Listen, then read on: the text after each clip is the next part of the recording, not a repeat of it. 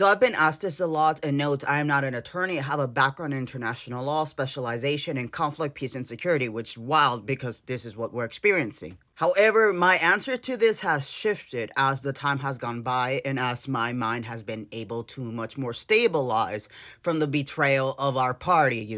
However, I do believe this is an interesting legal question, which means that it has to be answered by legal professionals, like ones with actual JDs who are attorneys and unfortunately judges. However, let's decipher this. Technically, presidents can pardon as they wish, and it's gonna be really reaching trying to get a president for who he pardoned, right? And that was my first response, because then again, a president has immunity, right? And even though there's legal questions as to how far that goes, politically speaking, it's gonna be a reach to question it. However, if we consider the fact that the Jack Smith report positions that a King Mango actually interfered. So there was election interference in the 2020 election because of what happened on January 6th. That positions an automatic categorization into Section 3 of Amendment 14. That is the disqualification clause. Now, the courts have positioned that Congress has to decide on that. However, what's important to note is the fact that no branch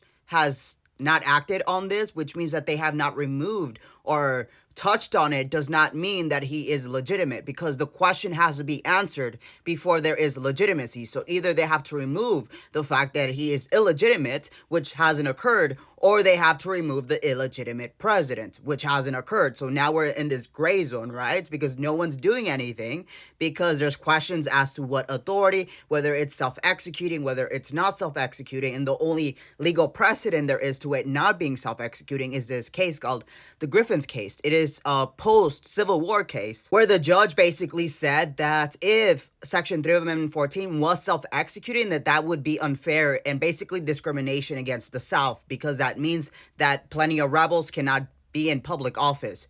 Ridiculous logic, but this is originalism. Originalism is as it was intended by either the writers or intended by our founding fathers. But so instead of looking at the text and seeing it as it is, as the contract is, which no other contract can you say, I didn't want to sign over that. It's not, you have to read it and then you sign it, right?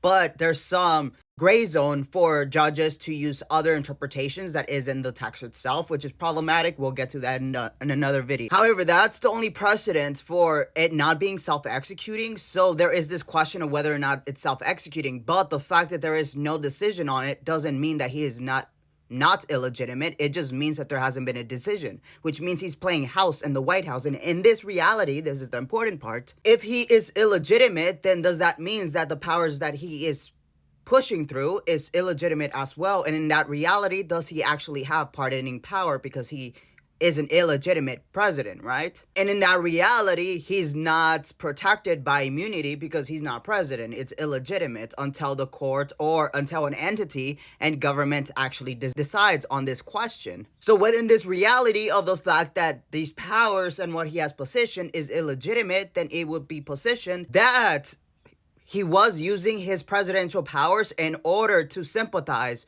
with his conspirators, because Jack Smith report already said that there was election interference and these were his conspirators, right? So does that mean that he's sympathizing with them because he chose to use presidential powers that he would have if he was legitimate to pardon them? That's a good question. That's a great question. And if he is illegitimate, as positioned by the Jack Smith report, it would be positioned that he is sympathizing with insurrectionists. Therefore, I would say, applying under Section 3 Amendment 14. However, this is all a legal question, and I'm not an attorney. So these are all just looking through the actual legalities and politics of it to come to a conclusion that would make realistic sense. And again, the fact that no branch has done anything about the illegitimacy of him after the Jack Smith report does not mean that he is legitimate. It just means that it's up in the air. But for him to be legitimate, the same branches have to decide that he is legitimate. And no, the Senate refusing to convict does not count, because the Jack Smith report positions to us that there was evidence. There was just a lot of politicization that was happening in the Senate that didn't result in a conviction. What that tells us actually is that if there is no answer to this, it just really means a legislative and judicial coup is what resulted in the election of King Mango in 2024, and particularly his inauguration in 2025.